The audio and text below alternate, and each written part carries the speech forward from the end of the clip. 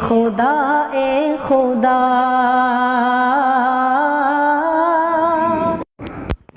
هدى للناس وبينات من الهدى والفرقان فمن شهد منكم الشهر فليصم ومن كان مريضا أو على سفر فعدة من أيام أخر صدق الله مولانا العظيم قال رسول الله صلى الله عليه وسلم من صام رمضان أو قام رمضان إيمانا واحتسابا غفر له ما تقدم من ذنبه أو كما قال رسول الله صلى الله عليه وسلم صدق رسوله النبي الكريم ونحن على ذلك لمن الشاهدين والشاكرين والحمد لله رب العالمين۔ میرے محترم دوستوں اور بزرگوں اور علماء کرام اور مسجد کے ذمہ داران اور ہمارے امام محترم دامت برکاتہم، سب آمین کہو۔ اللہ ہم سب کے جمع ہونے کو قبول فرمائے، اللہ ہمارے بیٹھنے کو قبول فرمائے، اللہ ہمارے سننے کو قبول فرمائے۔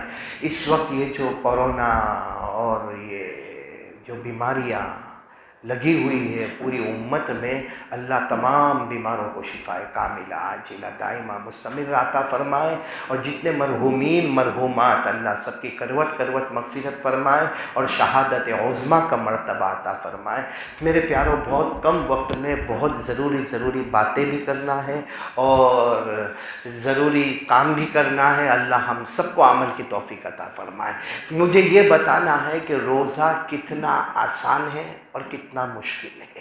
الحمدللہ ہم سب روزے سے بولو سبحان اللہ، بھوکے بھی ہیں، پیاسے بھی ہیں، چلچلاتی گرمی بھی ہے، اور یقیناً ہمارے پاس کھانے کا انتظام ہے، پینے کا انتظام ہے، لیکن صرف اللہ کی محبت میں اور آقا محمد رسول اللہ صلی اللہ علیہ وسلم کی محبت میں ہم بھوکے ہیں۔ مجھے یہ بتانا کہ روزہ کتنا آسان ہے اور کتنا مشکل ہے، دونوں پہلو ہے۔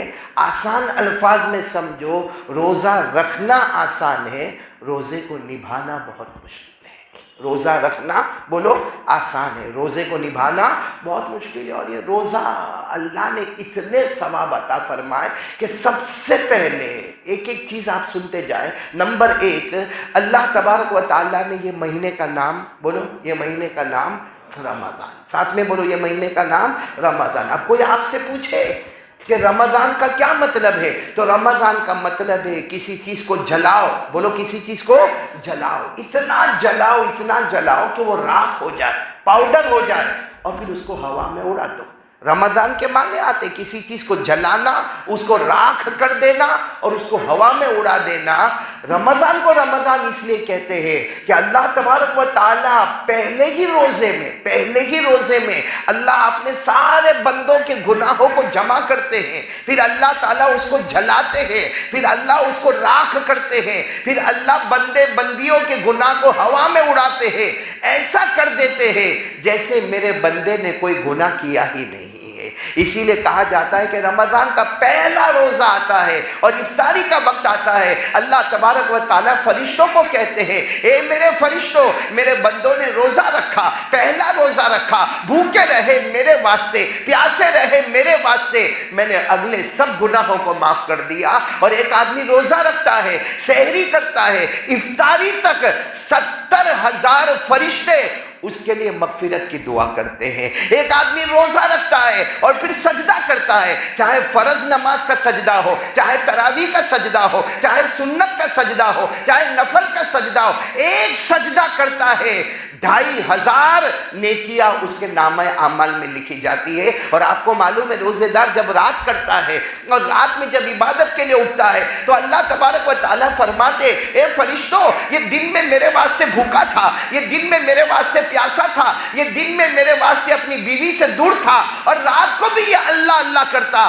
اللہ فرماتے، میری قسم ہر رات میں 100 حوروں کے ساتھ میں اس کا نکاح کروا دیتا ہوں۔ تو میرے دوستو، یہ رمضان مہینہ بہت ہی پیارا مہینہ، تو یہ ہمارے لیے اس وقت ذرا مشکل ہے کیونکہ گرمی بہت زیادہ ہے، لیکن اگر غور سے دیکھا جائے تو یہ روزہ بہت آسان ہے۔ بولو روزہ بہت کیسے آسان ہے؟ کیونکہ جب یہ روزہ فرض ہوا تو اس کی شکل یہ نہیں تھی۔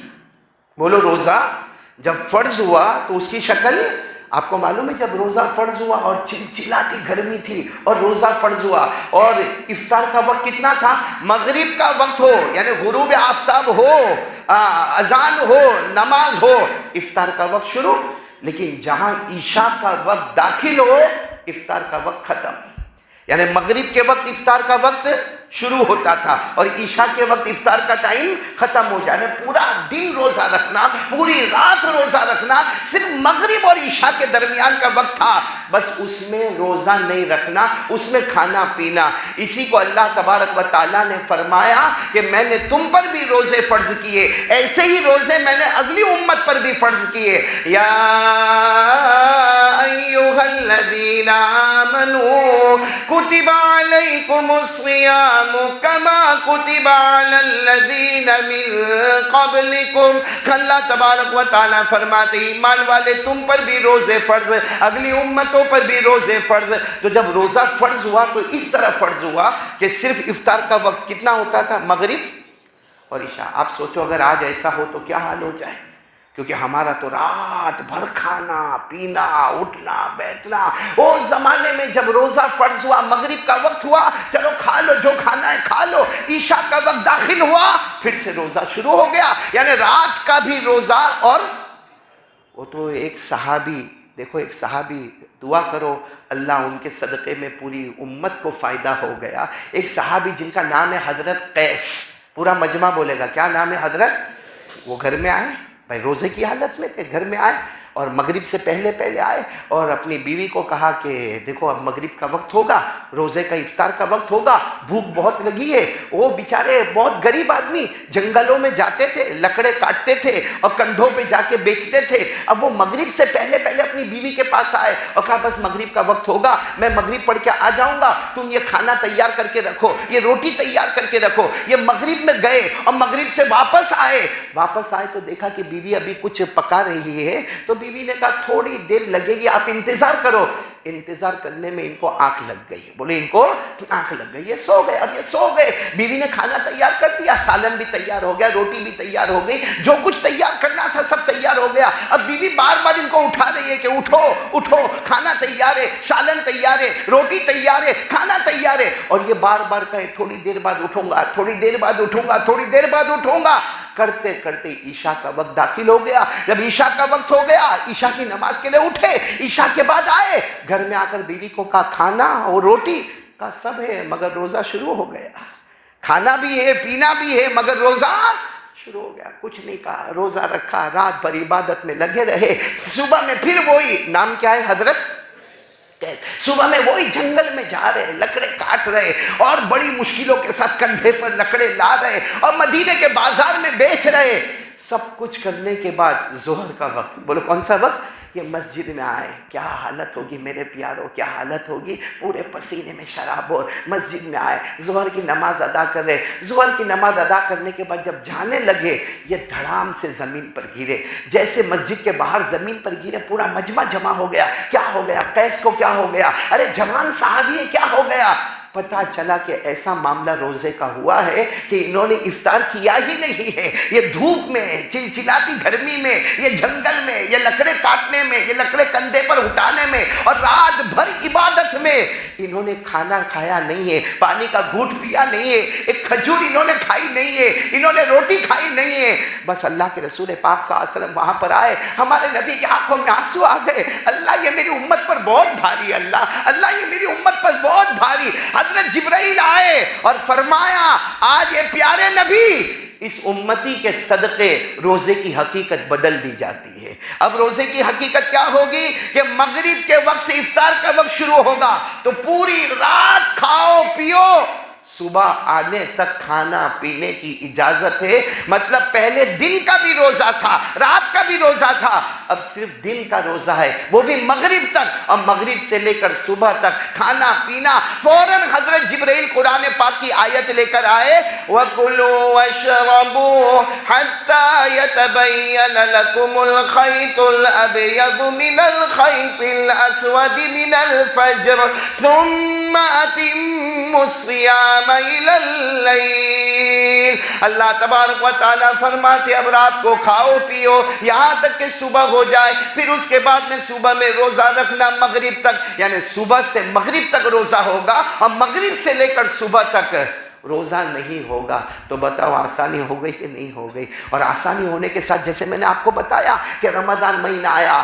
اللہ گناہ کو جلا دے وے, اللہ ہمارے گناہوں کو ختم کر دے وے. پہلا روزہ آوے, اللہ پچھلے گناہوں کو معاف کرے. ارے روزے میں رات کو روئے, 100 حوروں کے ساتھ ایک روزے میں نکاح ہو جائے تو 30 روزے میں اندازہ لگاؤ کتنی حوروں کے ساتھ نکاح ہوگا. اور ایک سجدہ کر لو 2500 نیکیوں کا ثواب ملتا ہے.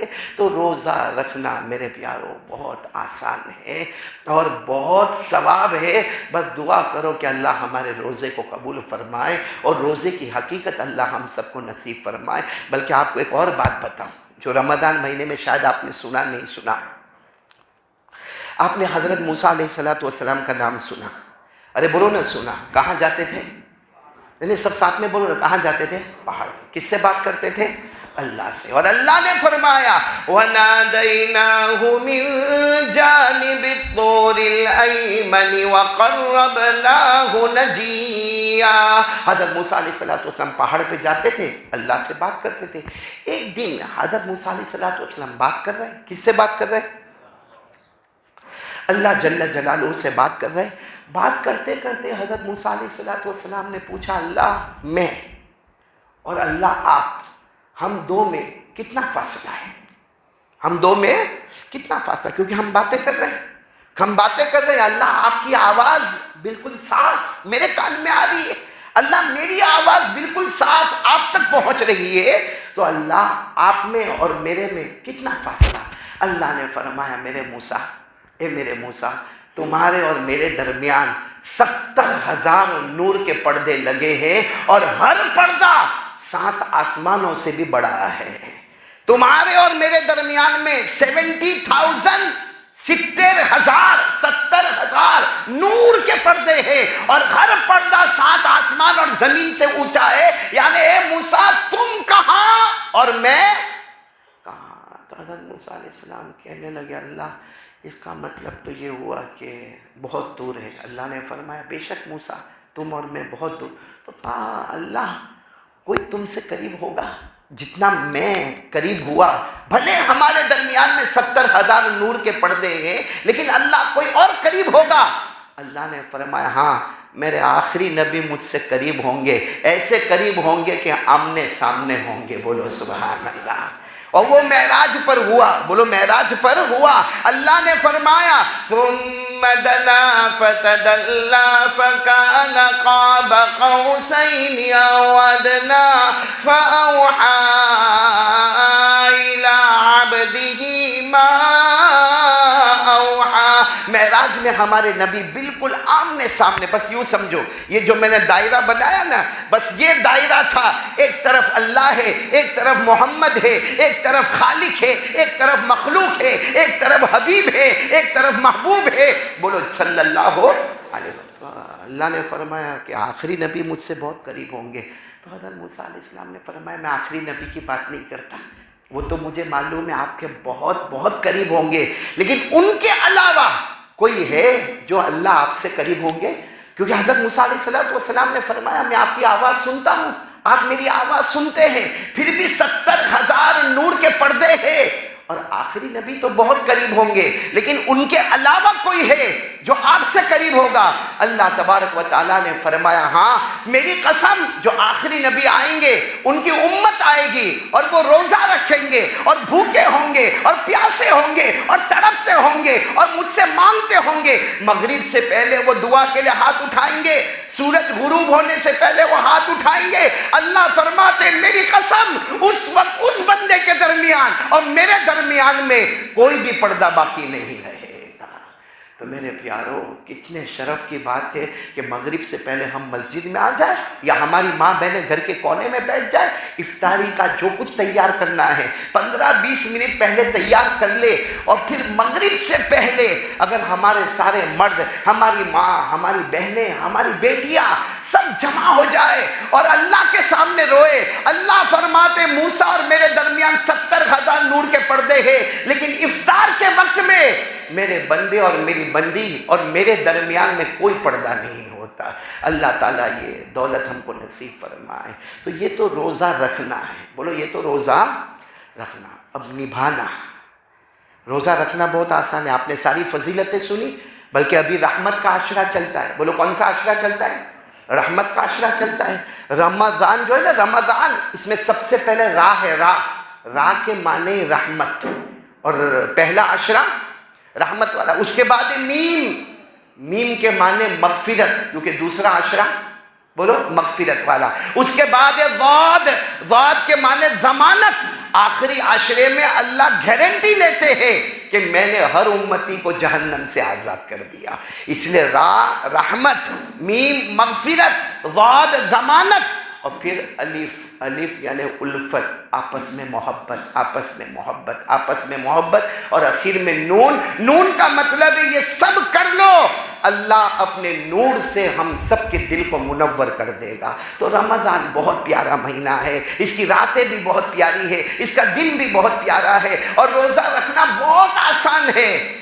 لیکن اب میں آ رہا ہوں پوائنٹ پر، نبھانا۔ ہم لوگ یہاں بولو ماشاءاللہ، لیکن معلوم نہیں کس کا ہے کس کا نہیں ہے، کیونکہ ہمارے آقا صلی اللہ علیہ وسلم نے کھلے شبدوں میں کہا۔ اور دیکھو آپ کسی بھی مفتی کے پاس جاؤ گے نا، وہ مفتی صاحب یہی کہیں گے، بھائی پوچھو میرا روزہ، مفتی صاحب کہیں گے کھانے کا نہیں، بولو جان بوجھ کر کھانے کا نہیں، جان بوجھ کر پینے کا نہیں، اور جان بوجھ کر بیوی کے پاس جانے کا نہیں، تو روزہ ہے۔ لیکن ہمارے آقا صلی اللہ علیہ وسلم سے پوچھو کہ حقیقت میں روزہ کون سا، حقیقت میں روزہ کون سا؟ ہمارے آقا صلی اللہ علیہ وسلم نے فرمایا، قال رسول اللہ صلی اللہ علیہ وسلم خصلتان تفسدان الصوم۔ ہمارے آقا صلی اللہ علیہ وسلم نے فرمایا دو گناہ روزے دار کرتا ہے، پتہ بھی نہیں چلتا، اور روزہ برباد ہو جاتا۔ ایک حدیث میں آتا ہے جب کرتا ہے وہ روزہ برباد ہوتا، اور ایک حدیث میں آتا ہے کہ آنے والے 330 روزے برباد ہو جاتے ہیں۔ وہ کون سے دو گناہ ہیں؟ وہ دو گناہ ہے، نمبر 1 پیٹھ پیچھے کسی کی برائی کرنا۔ ساتھ میں بولو پیٹھ پیچھے، آواز سے بولو پیٹھ پیچھے۔ آج صبح سے سوچو اب تک، میں کل کی بات نہیں کرتا، آج کون سا روزہ ہے؟ تیسرا روزہ ہے نا، میں 2 روزے کی بات نہیں کرتا، شاید بھول گئے ہوں گے۔ آج فجر سے لے کر اب تک موبائل پر یا آپس میں بیٹھ کر یا 2-4 آدمی مل کر اگر ہم نے کسی کی پیٹھ پیچھے برائی کی ہے، سارے دنیا کے مفتی کہیں گے تیرا روزہ نہیں ٹوٹا، مگر ہمارے آقا محمد رسول اللہ صلی اللہ علیہ وسلم فرماتے پیٹھ پیچھے برائی کی، صرف یہ نہیں ہو سکتا اللہ آنے والے روزوں کو بھی برباد کر دے وے۔ آپ کو ایک عجیب واقعہ سناؤں، پھر ہم مدعے پر آتے ہیں کہ روزہ نبھانا بہت مشکل ہے۔ یہ پیٹھ پیچھے برائی کرنا، اس کو حدیث میں کہتے ہیں غیبت۔ بولو کیا کہتے ہیں؟ یہ نہیں کرنے کا، ساتھ میں بولو یہ بڑے گناہوں میں بہت بڑا گناہ ہے۔ یعنی زنا کرنا کتنا بڑا گناہ ہے۔ ہمارے محلے میں اگر کوئی زنا کرتا ہو، یا اللہ نہ کرے کوئی عورت زنا کرواتی ہو، ہماری بار بار انگلی اٹھتی ہے، یہ زنا کرتا، یہ زنا کرتا، یہ زنا کرتا، عورت کے بارے میں بار بار انگلی اٹھتی ہے، یہ غلط جگہ پر سوتی ہے، یہ حرامی ہے، یہ حرام کام کرواتی ہے۔ ہمارے نبی فرماتے الغیبت اشد من الزنا، ہمارے نبی فرماتے زنا کرنا یہ گناہ ہے، مگر اس سے بڑا گناہ ہے پیٹھ پیچھے کسی کی برائی کرنا۔ کیوں؟ کیونکہ زنا کرنے والے کو معلوم ہے میں گناہ کرتا ہوں، وہ ایک نہ ایک دن جا کے توبہ کرے گا۔ غیبت کرنے والے کو معلوم ہی نہیں کہ میں گناہ کرتا، تو توبہ کب کرے گا؟ آپ کو عجیب بات سنا رہا ہوں، حضرت موسیٰ علیہ السلام کے زمانے میں ایسے حالات آئے جو آج کل ہے، لیکن وہاں اس سے بھی خطرناک حالات آئے، پانی ختم ہو گیا۔ ہمارے یہاں تو الحمدللہ پانی، ارے بولو نا الحمدللہ پانی ہے۔ کورونا ہے، بے شک ہے، بے شک کورونا ہے، کووڈ-19 ہے، جو بھی ہے، لیکن حضرت موسیٰ علیہ السلام کے زمانے میں تو ایسا پانی خشک ہو گیا کہ نہر میں پانی نہیں، دریا میں پانی نہیں، سمندر میں پانی نہیں، کھڈوں میں پانی نہیں، آسمان سے پانی نہیں، چلچلاتی گرمی۔ اب ظاہری بات ہے جب پانی نہیں تو جانور مر گئے، چھوٹے چھوٹے بچے بلبلانے لگے، عورتیں بلبلانے لگے۔ یہ حال ہو گیا کہ اگر اب پانی نہ برسا تو شاید پوری قوم برباد اور تباہ ہو جائے، ایک ساتھ میں برباد اور تباہ ہو جائے۔ حضرت موسیٰ علیہ السلام کے پاس گئے۔ حضرت موسیٰ کہاں جائیں گے؟ پہاڑ پر جا کر کہا اللہ کیا معاملہ، اللہ پانی نہیں، اللہ پانی بالکل نہیں، اللہ جانور تو مر گئے اللہ۔ اور حضرت موسیٰ نے روتے روتے کہا معصوم بچے مر گئے، عورتیں تڑپ رہی ہے، مرد تڑپ رہے ہیں، ہماری امت کے بڑے بوڑھے تڑپ رہے، اللہ پانی بھیج دے۔ اللہ نے فرمایا نہیں بھیجوں گا پانی۔ حضرت موسیٰ علیہ السلام نے بڑے تعجب سے اللہ پانی نہیں دیں گے؟ اللہ نے فرمایا ایک شرط ہے، جاؤ پہاڑ سے نیچے جاؤ، سب کو جمع کرو، سب کو جمع کرو۔ جب سب جمع ہو جائے تو ایک وہ آدمی بھی آئے گا جو سب سے بڑا گنہگار ہے، جو روزانہ ہزاروں پاپ کرتا ہے، شراب بھی پیتا ہے، شباب میں بھی غلطی کرتا ہے، اور وہ جوا بھی کھیلتا ہے، معلوم نہیں کوئی گناہ نہیں چھوڑتا۔ روزانہ ایک آدمی ہے جو گناہ کرتا ہے اور 40 سال سے گناہ کرتا ہے، اس کو پہلے کہو کہ باہر آ جائے۔ آپ پورے مجمع کو جمع کرو۔ بھائی حضرت موسیٰ علیہ السلام کی قوم میں کتنے؟ 1 لاکھ سے زیادہ۔ اللہ نے فرمایا سب کو جمع کرو، اور جمع کرنے کے بعد اعلان کرو کہ جو 40 سال کا گنہگار ہے، جس نے روز گناہ کیا ہے، روز پاپ کیا ہے، وہ باہر نکلے۔ جیسے وہ باہر نکلے اللہ فرماتے پوری قوم اس کے اوپر ٹوٹ پڑے، اس کو مارے۔ جب وہ مر جائے گا تو میں آسمان سے پانی برساؤں گا، تب میں آسمان سے پانی۔ یہ بات تو ضروری ہو گئی۔ حضرت موسیٰ آئے، پوری قوم کو جمع کیا، 1 لاکھ مرد، عورتیں، بچے۔ پھر حضرت موسیٰ علیہ السلام نے اعلان کیا میرے اللہ کی قسم اس میں ایک شخص ہے، یہ 1 لاکھ میں ایک آدمی ہے، ایک مرد ہے جو 40 سال سے گناہ کرتا ہے، اور روز گناہ کرتا ہے، اور روز بڑے بڑے پاپ کرتا ہے۔ ہم اللہ کا واسطہ دیتے ہیں وہ باہر نکلے گا، ہم دیکھیں گے، پھر ماریں گے، اسے کوٹیں گے، تب جا کر اوپر والا پانی برسائے گا، نہیں تو اللہ پانی برسانے والا۔ بھائی بات سمجھ میں آ گئی؟ سب جمع ہو گئے، بولو سب جمع ہو گئے۔ اس میں وہ بھی ہے جو کتنے سال سے گناہ کر رہا ہے؟ 40 سال سے گناہ کر رہا ہے، وہ بھی بیٹھا ہوا ہے۔ اب حضرت موسیٰ بار بار اعلان کرتے ہیں وہ 40 سال کا گنہگار باہر نکلے، ارے وہ 40 سال کا گنہگار باہر نکلے، ارے وہ 40 سال کا گنہگار باہر نکلے، ہم دیکھیں، ہم مارے، ورنہ اوپر والا پانی نہیں دے گا، پوری قوم برباد اور تباہ ہو جائے گی۔ اب وہ جو گنہگار تھا نا، بولو وہ جو گنہگار تھا، اس نے اپنے چہرے پہ ایسا کپڑا ڈال دیا اور گردن جھکا کے بہت رویا، وہی مجمع میں اندر اللہ آج مجھے ذلیل کر دو گے، اللہ آج مجھے رسوا کرو گے، اللہ آج سب مجھے دیکھیں گے، اللہ کتنوں کو پتہ نہیں ہے کہ میں اتنا بڑا گنہگار ہوں، لیکن اللہ آج تو راز کھل جائے گا، اللہ میں گنہگار بن جاؤں گا، اللہ میں ذلیل ہو جاؤں گا، اللہ میں رسوا ہو جاؤں گا۔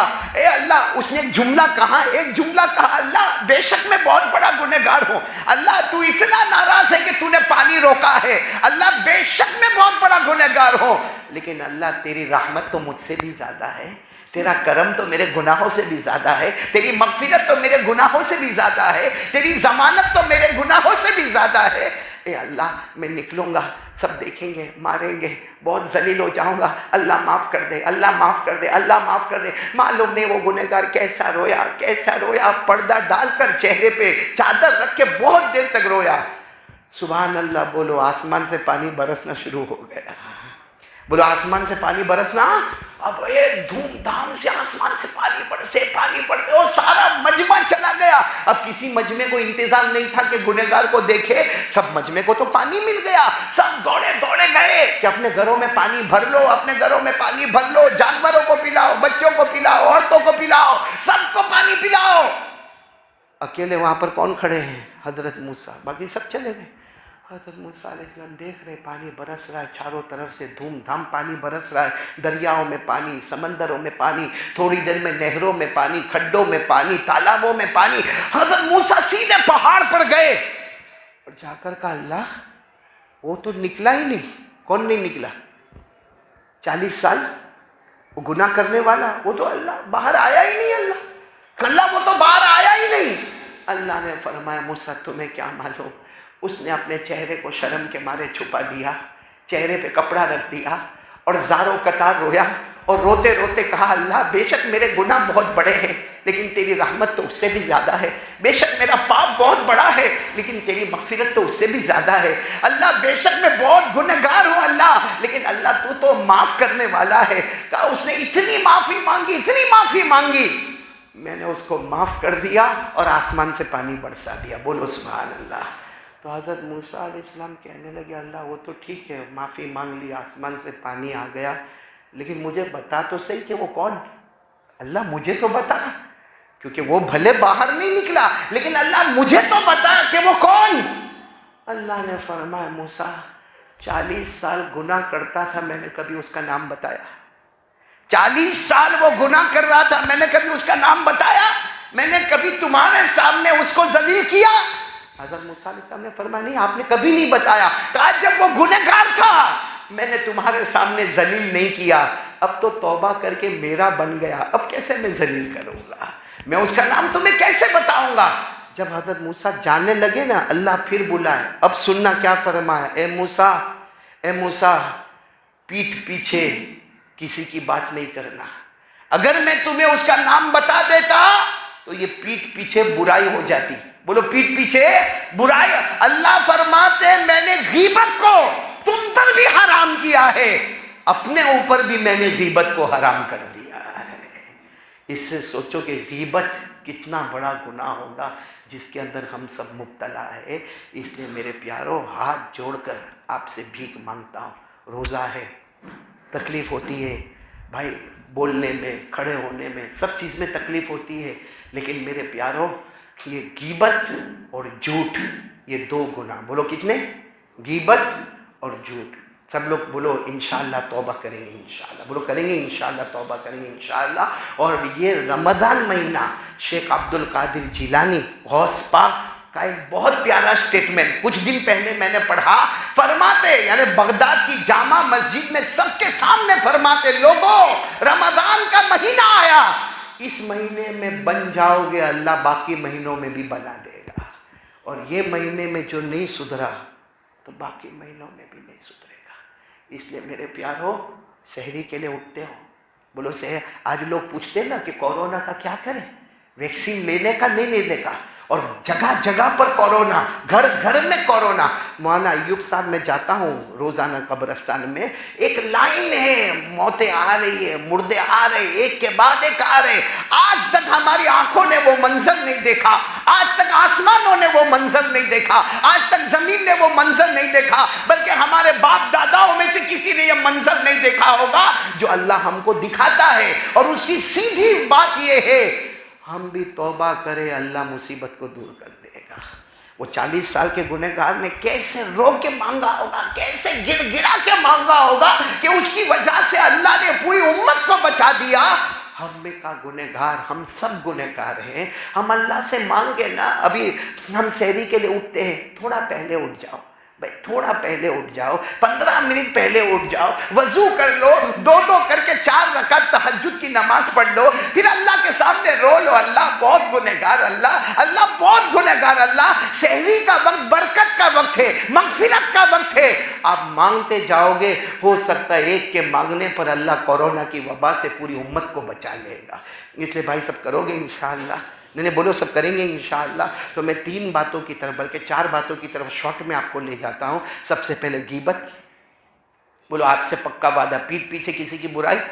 اور اگر کوئی کرے نا، کوئی کرتا ہے ہمارے سامنے کہ بھائی وہ اس کا کیا ہوا، وہ عبد الرحمن بھائی کا کیا ہوا، فوراً اس کو کہو بھائی روزے دار، تو بھی روزے دار، میں بھی روزے دار، تیرا روزہ بھی جائے گا، میرا روزہ بھی جائے گا. بہت محنت سے روزہ رکھا ہے. میرے پیاروں غیبت نہیں کریں گے، بولو انشاءاللہ. جھوٹ یعنی ساتھ میں بولو جھوٹ نہیں بولیں گے. اور نمبر 3 روزہ قبول کروانا ہے. ارے جلدی جلدی بولو نا، روزہ قبول. تو روزہ ہمارا قبول ہوا کہ نہیں ہوا بھائی؟ 2 ہو گئے، اب تیسرا ہے قبول ہوا کہ نہیں ہوا. کسی کو معلوم؟ اللہ کو پوچھو. اللہ فرماتے لعلکم تتقون، اللہ فرماتے گناہ سے اپنے آپ کو بچا لے، تیرا روزہ قبول کر لوں گا. بھائی گناہ سے اپنے آپ کو، اللہ نے فرمایا لعلکم تتقون. تتقون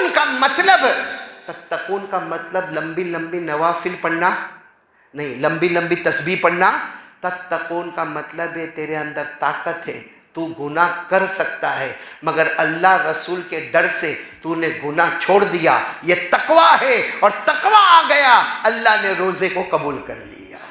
तो भाई एक तो ये मोबाइल पे गुनाह करना बंद कर दो भाई, मोबाइल पे आईपैड पे गुनाह, क्योंकि हमारे पास ताकत है, हम चाहे तो मोबाइल को ऑन करें, चाहे तो मोबाइल को ऑफ करें, हम चाहे तो कोई एपिसोड खोले, हम चाहे तो कोई एपिसोड बंद करें। अल्लाह ने हमारी उंगलियों में ताकत दी है, हम तय कर ले पूरे रमजान में मोबाइल गलत नहीं होगा। क्यों नहीं होगा? मैं कर सकता हूं, मगर मेरे अल्लाह ने मना किया, मेरे नबी ने मना किया। कसम अल्लाह की, इफ्तार बाद में होगा, रोजा पहले आसमानों पर कबूल हो जाएगा। तो गुनाह नहीं करेंगे, गिबत नहीं करेंगे, झूठ नहीं बोलेंगे, मोबाइल पर गलत काम नहीं करेंगे। और एक आखिरी बात की तरफ ला रहा हूँ, जिसकी मैं अपील अभी आपके सामने करूँगा, वो ये है, जितना हो सके सदका और खैरात करेंगे। आपको एक बात बताकर बात ख़त्म करूँ, मेरे प्यारों, आप सब ने नाम सुना है हज़रत दाऊद अलैहिस्सलातु वस्सलाम का। बोलो सुना नहीं सुना? नहीं बोलो ना, सुना कि नहीं सुना? कौन नबी? हज़रत दाऊद अलैहिस्सलातु वस्सलाम। लिखा है कि क़यामत में अल्लाह के हाथ में तराजू होगा। पूरा मजमा बोलो, क़यामत में अल्लाह के हाथ में तराजू होगा। अल्लाह ने फरमाया वनज़ाउल मवाज़ीनल क़िस्त लियौमिल क़ियामति फ़ला तुज़लमु नफ़्सुन शैआ। अल्लाह फरमाते क़यामत में मेरे हाथ में तराजू होगा, जिसकी नेकी दाएं पल्ले में ज़्यादा वो जन्नती, जिसकी बुराई बाएं पल्ले में ज़्यादा वो। लेकिन वो तराजू होगा कैसा? क्योंकि हमने तो करियाने की दुकान में तराजू देखा है, सोना चांदी वाले के पास तराजू देखा है, तो तराजू होगा कैसा? तो हज़रत दाऊद अलैहिस्सलातु वस्सलाम ने अल्लाह को पूछा, अल्लाह मुझे तराजू देखना है, क़यामत में अल्लाह जो तुम्हारे हाथ में तराजू होगा वो मुझे देखना है। अल्लाह ने फरमाया दाऊद नहीं देख सकते, बहुत बड़ा है। हज़रत दाऊद अलैहिस्सलाम ने फरमाया कितना भी बड़ा होगा, लेकिन मुझे तो तराजू देखना है। अल्लाह ने फरमाया मेरे दाऊद नहीं देख सकते। हज़रत दाऊद अलैहिस्सलाम ने फरमाया अल्लाह थोड़ी देर के लिए बता देना, सिर्फ तराजू बता दे। अल्लाह तेरे हाथ में तो तराजू होगा जिसमें दायां पल्ला भी होगा, बायां पल्ला भी होगा। दाएं पल्ले झुके तो जन्नती, बायां पल्ला झुके तो जहन्नम। अल्लाह ने फरमाया ठीक है, पर्दा हटाता हूँ। हज़रत दाऊद अलैहिस्सलाम के सामने जब तराजू आया, ए मेरे प्यारों में कैसे बताऊं कितना बड़ा, कितना बड़ा, कितना बड़ा, कितना बड़ा, कैसे बताऊं? लेकिन हज़रत दाऊद बेहोश हो गए। तराजू देखकर हज़रत दाऊद जब होश आया तो अल्लाह ने पूछा क्या हुआ? कहा अल्लाह बेहोश हो गया। कहा क्यों? कहा ये सोचकर बेहोश हो गया कि नेकी का पल्ला इतना बड़ा है, कब भरेगा? अल्लाह नेकी का पल्ला कहाँ से कहाँ तक है, अल्लाह ये भरेगा कब? नमाज पढ़ेंगे, रोज़ा रखेंगे, ज़कात देंगे, हज करेंगे, उम्रा करेंगे, मैं कहता हूँ अपनी ज़बान में सारी इबादत करेंगे, लेकिन अल्लाह वो नेकी का पल्ला भरेगा कब? क्योंकि इतना बड़ा है कि देखकर बेहोश हो गए। अल्लाह ने फरमाया दाऊद मेरी इज़्ज़त और जलाल की कसम, मेरा कोई बंदा इखलास के साथ एक खजूर किसी गरीब को दे देगा। सुनो अल्लाह क्या फरमाते, मेरी इज्जत की कसम, मेरा कोई बंदा या मेरी कोई बंदी इखलास के साथ, मोहब्बत के साथ एक खजूर किसी गरीब, मिस्कीन, यतीम, बेवा, लाचार, मजबूर को सिर्फ एक खजूर दे, अल्लाह फरमाते मेरी कसम वो एक खजूर की वजह से मैं उसके नेकी के पल्ले को भर दूंगा, और इतना भर दूंगा कि वो पल्ला झुकेगा और मेरा बंदा बगैर हिसाब किताब के जन्नत में चला जाएगा। मेरे दोस्तों ये महीना सदका का महीना है, खैरात का महीना। एक खजूर पल्ला बढ़ जाएगा, झुकेगा। मैं भी आज आपसे भीख मांगने के वास्ते आया हूँ। मेरे प्यारों, हमारा मदरसा आपको मालूम है, जहाँ गरीब, मिस्कीन और यतीम पढ़ते हैं, और आपको बड़ा ताज्जुब होगा, हमारे मदरसे में 200, 250, कभी 350, कभी 400 मुकीम, गैर मुकीम। ये मदरसा फैज़ सुलेमानी जो कोसंबा और कीम के बीच में बिल्कुल हाईवे पर मदरसा है, जिसका जिम्मेदार मैं भी हूँ और भी जिम्मेदार हजरत यहाँ पर बैठे हैं, जो हाजी जुनेद ओरा वाला जिम्मेदार है, मौलाना हुज़ैफा साहब जिम्मेदार है। ये मदरसा पूरी शबाबियत के साथ हाफिज भी हो रहे, कारी भी हो रहे, आलिम भी हो रहे, कंप्यूटर भी सिखाया जा रहा, और 10th अप्रूवल गवर्नमेंट पास भी किया जाता।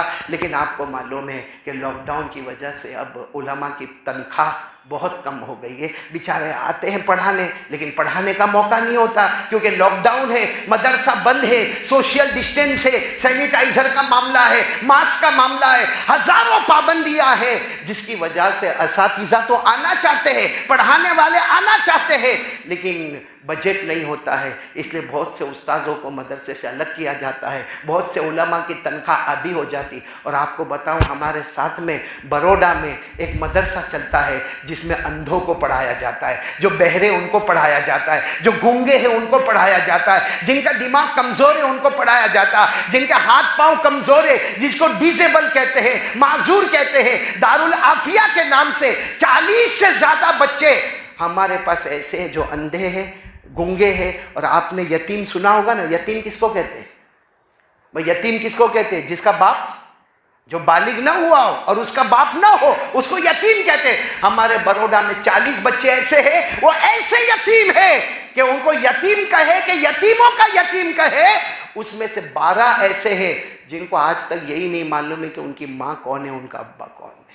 آج تک نہ انہوں نے ماں کو دیکھا ہے نہ باپ کو دیکھا, لیکن الحمدللہ قرآن کے حافظ ہو رہے ہیں. بلیک بورڈ کیسے بنانے کا, چوک کیسے بنانے کا, یہ چشمہ کیسے بنانے کا, نمبر کیسے چیک کرنے کا, یہ سب ہنر ان کو سکھایا جاتا ہے, حالانکہ آنکھوں سے معذور ہے. اور آپ کو تعجب ہوگا, ایک بچہ ہمارے یہاں پر آنکھوں سے معذور, وہ حافظ ہو گیا. بولو وہ حافظ ہو گیا. مولانا ایوب صاحب میں پہنچا امتحان, مجھے کہا یہ بچے کا امتحان لینا ہے. اب آنکھوں سے دکھتا نہیں اس بچے کو, امتحان لینا. اب مولانا کوئی دیکھنے والا بچہ ہو تو ہم امتحان زور و شور سے لے. اب میں نے وہ اندھے بچے کو, نابینا بچے کو دیکھا, میں نے کہا اس کا کیا امتحان لینا. میں نے اس کو کہا بیٹا جہاں سے پڑھنا ہے پڑھ, تو حافظ ہو گیا وہی بہت بڑی بات ہے, تجھے جہاں سے پڑھنا ہے وہاں سے پڑھ. وہ حافظ بچہ 14 سال کا تھا اس وقت. مجھے کیا جواب دیتا ہے, قاری صاحب ایسا نہیں بولنے کا, پوچھو جہاں سے پوچھنا ہے, پوچھو جہاں سے. میں نے اس کو 8 جگہ سے پوچھا, اس نے پھٹافٹ جواب دیا. میں نے وہاں کہا کہ یہ ایسا کیسا حافظ ہے, اتنا تو دیکھنے والے کا بھی قرآن پکا نہیں ہوتا. ہاں دیکھنے والے کا قرآن بھی پکا نہیں ہوتا. پوچھو تراویح والوں کو کیسا بیلنس مارتے ہیں. ہاں کبھی کبھی تو مصلی پر پاؤں تھر تھر تھر تھر تھر تھر کانپنے لگتے ہیں, اور اگر 2-4 غلطی ہو جائے اس کے بعد تو غلطیوں پر غلطیوں کا انبار لگ جاتا ہے. تو دیکھنے والے کے ساتھ یہ معاملہ ہے. یہ تو اور مجھے کہتا ہے پوچھو جہاں سے پوچھنا. بعد میں پتا چلا کہ یہ نابینا بچہ 14 سال کا آنکھوں سے معذور ہے. وہاں کے ذمہ دار نے بتایا رات کو 10 پارہ پڑھے پہلے بغیر سوتا نہیں, 24 گھنٹے میں 10 پارے پڑھتا ہے. میرے دوستو ایسے بچوں کے واسطے میں آپ کے سامنے بھکاری بن کے کھڑا ہوں. آپ اپنی زکوٰۃ, صدقہ, خیرات للہ. نیچے بھی بہت سارے بھائی ہمارے کھڑے ہوں گے جو رومال لے کر حاجی عبداللہ بھائی نے سب کو کھڑا کیا ہوگا. اللہ ان کو جزائے خیر دے, اللہ حاجی عبداللہ کو بھی جزائے خیر دے. مگر میں چاہتا ہوں کہ ابھی میرے بھائی کھڑے ہو جائے, میرے ساتھ ملاقات بھی کر لے, اور جو دینا ہے وہ دے دے. اللہ آپ سب کے دینے کو قبول فرمائے. یہ ہمارے حاجی جنید اورا والا کی طرف سے 11,000 روپیہ ہے. اور بھی میرے بھائی کھڑے ہوتے جائے, بیٹا ایک رومال یہاں پر رکھ دے اور یہ پیسے وہاں پہ رکھتے جائے. بھائی آتے جائے جلدی جلدی, دیکھو وقت ہمارے پاس بہت کم ہے, 1:02 ہو چکی ہے. ہمیں 4-5 منٹ کے اندر یہ کام کرنا. اس نے میرے بھائی اپنی زکوٰۃ, اپنا صدقہ, اپنا خیرات, اپنا للہ جو آپ کے جیب میں ہو دے دو. اور اگر کسی کو رسید چاہیے تو رسید لے لو, اور کوئی زبان لے کر آیا ہو کہہ دو کہ بھائی 2 دن کے بعد دوں گا, 10 دن کے بعد دوں گا. اللہ تعالیٰ سب کے دینے کو قبول فرمائے. بھائی ہمارے مولانا انصار جو لانڈری والے, مولانا انصار لانڈری والے, ان کے پاس یہ مدرسے کی کتاب ہوگی, مدرسہ فیض سلیمانی کی کتاب ہوگی. اور جو ڈیزیبل سینٹر بروڈا میں چلتا ہے وہ بھی اسی کے ساتھ لگا ہوا ہے. تو جن حضرات کو لمبی رقم دینا ہو یا رسید لینا ہو یا بعد میں دینا ہو, مولانا انصار لانڈری والے کے وہاں چلے جائے, رسید لے لے, اور جتنا ہو سکے زکوٰۃ سے, صدقات سے, فطرہ سے, فدیہ سے اور کفارے سے مدد کریے. ہمارے ایک بھائی نے تقریباً 550 روپے دی. اللہ تعالیٰ ان کے دینے کو قبول فرمائے. آمین یا رب العالمین. وآخر دعوانا ان الحمدللہ رب العالمین. بھائی ہمارے جنید بھائی ابھی یہاں پر آئے, ان کی والدہ بہت بیمار ہو گئی ہے. دعا کرے کہ اللہ ان کی والدہ کو شفا کاملہ عاجلہ دائمہ مستمرہ عطا فرمائے.